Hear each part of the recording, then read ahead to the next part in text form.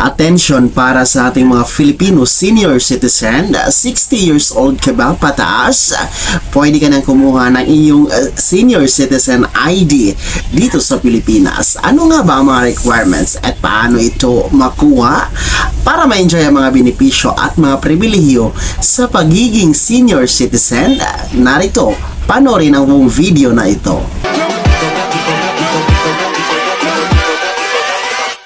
Hold up.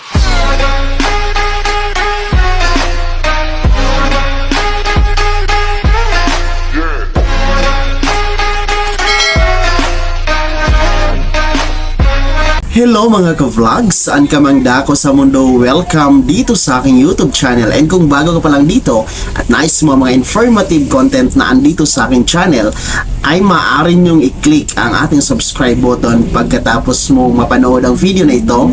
And maaari ka maging miyembro dito sa aking channel sa pamamagitan ng pag-click ng join button na nasa baba.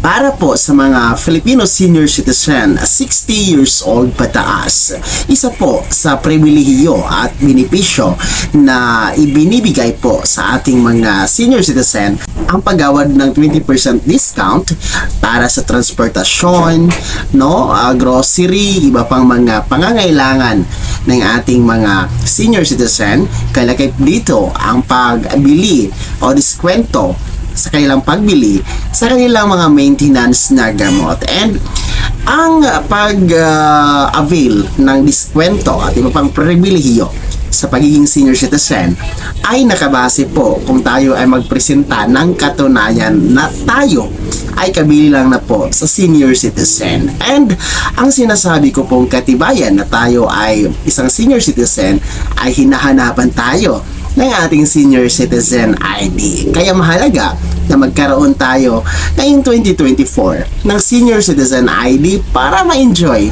ng ating senior citizen ang benepisyo at pribilehiyo. Kaya na lamang, kung tayo ay magbiyahe, sa transportasyon, meron po yung 20% na discount, automatic po yan.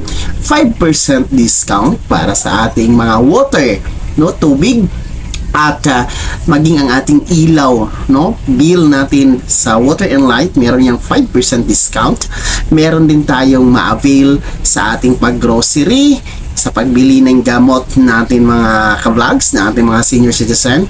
Ayan, ma-enjoy natin ang ating mga diskwento. So mahalaga na magkaroon talaga ng senior citizen ID. So ngayong 2024, mas pinadali ang pagkuha ng senior citizen ID mga ka-vlog. So, nasaan ka mang dako dito sa Pilipinas? Alam nyo ba na lahat ng mga LGU, city or municipality man yan mga ka-vlogs, ay meron po yung itinalaga na opisina para sa ating mga senior citizen. Ito po ang Office of the Senior Citizen Affairs or OSCA. Kung hindi naman po ay nasa City or Municipal Social Welfare Development Office or MSWDO or CSWDO. Lahat yan nasa LGU nyo mga ka-vlogs. And ang pangunahing trabaho ni OSCA or nitong mga Social Welfare Development Office ay ang magbigay, mag-issue ng senior citizen ID mga ka-vlogs. And alam nyo ba na pagpunta nyo sa OSCA office or dito sa Social Welfare Development Office, magdala lamang kayo ng pruweba na kayo ay talagang 60 years old mga ka-vlogs. Ano ba mga pruwebang ito?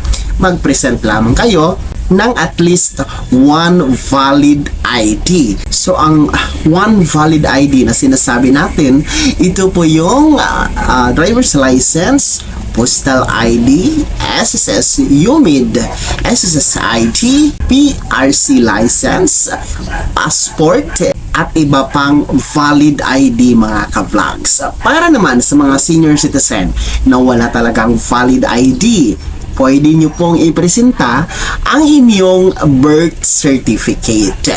Basta naka-indicate po ang birthday, para malaman talaga na kayo ay nasa 60 years old na or senior citizen na mga ka-vlog. So, mga valid IDs na meron pong petsa ng kapanganakan or birth date mga ka-vlogs. And kung wala naman po tayong valid ID, ay ang ating birth certificate. So, ganun lang po kasimple and kadali ang requirements, no? One valid ID or birth certificate lamang po ang ating ipresenta ay makakuha na tayo ng ating senior citizen ID. And alam nyo din ba na makuha nyo po agad, no? Makukuha nyo po agad ang inyong senior citizen ID sa araw ng inyong pag-apply. So, madali lang talaga yan mga ka-vlogs. In just minutes, no? Wala lang yung oras ay makukuha nyo na talaga ang inyong senior citizen ID. So as of now, ay under the OSCA pa po ang ating senior citizen ID, no? Dahil wala pa pong ini-issue na senior citizen ID itong National Commission of the Senior Citizen or the NCSC. So sa lahat po ng mga nagtatanong kung meron na bang senior citizen ID na i-issue nitong NCSC, ay wala pa po dahil wala pa pong transition na nagaganap from DSWD to NCSC. So, antayin lamang natin yan mga ka-vlogs ha. Marami kasang nagtatanong kung meron bang ID ang ini-issue ni NCSC dahil nga po dito sa online registration na kinakampanya po ni NCSC. And of course, ay pinopromote po din natin, no, sa ating mga videos dito sa ating channel na kailangan ng magrehistro sa NCSC database ang mga Filipino senior citizens. So, as of now, registration muna po yung instruction ni NCSC.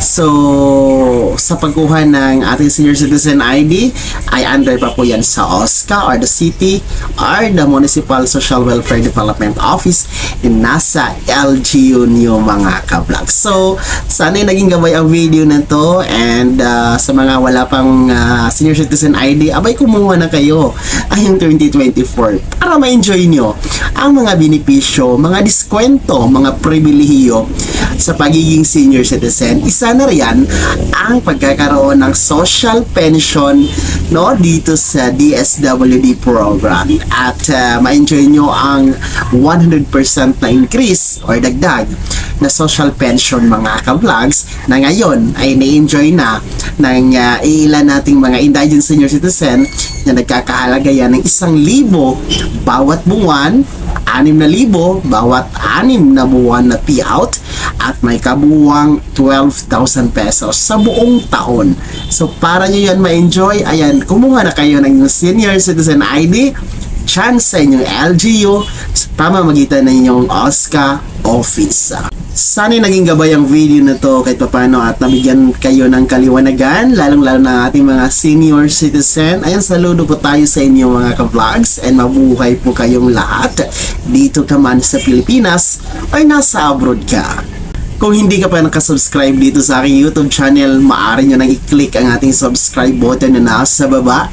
Huwag mong kaligtaan na i-turn on ang notification bell. Ilagay mo sa all para updated ka sa mga bagong videos na i-upload ko. And maaari mo ding i-like ang video na to. Kung meron ka pang mga katanungan, ay maaari nyong i-komento sa comment section na nasa baba. And maaari nyo akong i-follow sa aking official Facebook page na nasa screen nyo. Muli po, ito si Daniel Timpawa na nagsasabing kung tunay kang kaibigan, please, pautang naman dyan. Bye-bye!